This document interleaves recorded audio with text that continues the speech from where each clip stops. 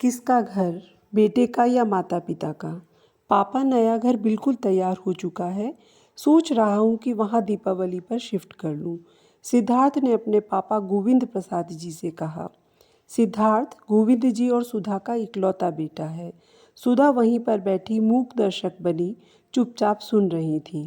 पिछले कुछ दिनों से उसने किसी भी बात पर रिएक्ट करना छोड़ दिया था।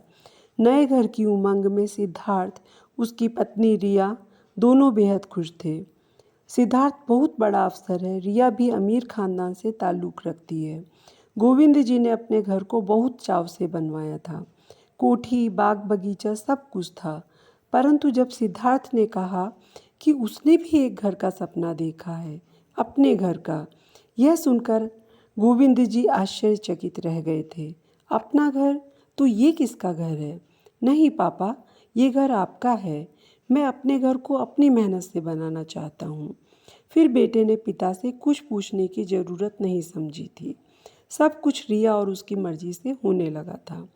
बीच बीच में सिद्धार्थ उनसे सलाह ले लिया करता था। जबरन उन्हें 2-3 बार साइट पर भी ले गया था। माँ को तो ना कुछ पूछा, ना दिखाने की ज़रूरत महसूस की थी। सुधा के अंदर तो जैसे सब कुछ टूट गया था।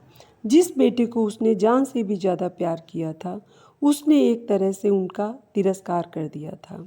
तिरस्कार बोलकर ही नहीं, चुप रहकर भी किया जा सकता है। सुधा महसूस कर सकती थी। रिया ने बहू के रूप में उन्हें कोई तकलीफ नहीं दी थी। अमीर घर की बेटी होने के बावजूद उसका व्यवहार बेहद संस्कारी और संयमित था।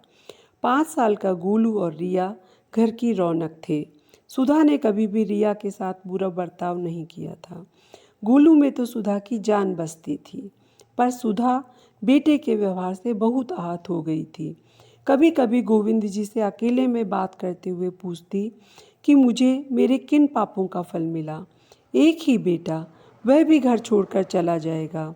गोलू और रिया यह कहकर उसके आंसू निकल आते थे। मैंने तो अपने सास ससुर की दिल से सेवा की, कभी उनका दिल नहीं दुखाया। अम्मा जी ने तो अंतिम समय मेरे सिर पर हाथ रखकर आशीर्वाद दिया था कि ईश्वर हमेशा तुझे खुशी देंगे। फिर पता नहीं हमारे परिवार को किसकी बद्दुआ लग गई। धीरे धीरे दुख मनाकर उसने अपने दिल को समझा लिया था। गोविंद जी उसे समझाते कि तुम्हारा जब मन करे वहाँ चली जाना। बेटे की तरक्की पर दुख नहीं मनाते, खुश होते हैं। रिया और सिद्धार्थ एक एक चीज चुन चुन कर ला रहे थे। गोविंद जी को बेटे से दूर होने का दुख था, पर उन्होंने जाहिर नहीं किया।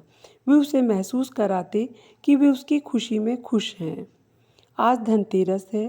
गृह प्रवेश की सारी तैयारियां हो चुकी थी।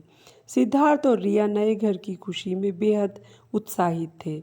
सिद्धार्थ सुबह सुबह नए कपड़े लेकर माँ पापा के रूम में आया। पापा के लिए खूबसूरत सिल्क का कुर्ता, बंद गले की जैकेट के साथ, और माँ के लिए बेहद सुंदर सिल्क की साड़ी, मम्मी के पसंदीदा हरे लाल रंग की। माँ पापा, जल्दी से तैयार हो जाइए, 11 बजे का मुहूर्त है।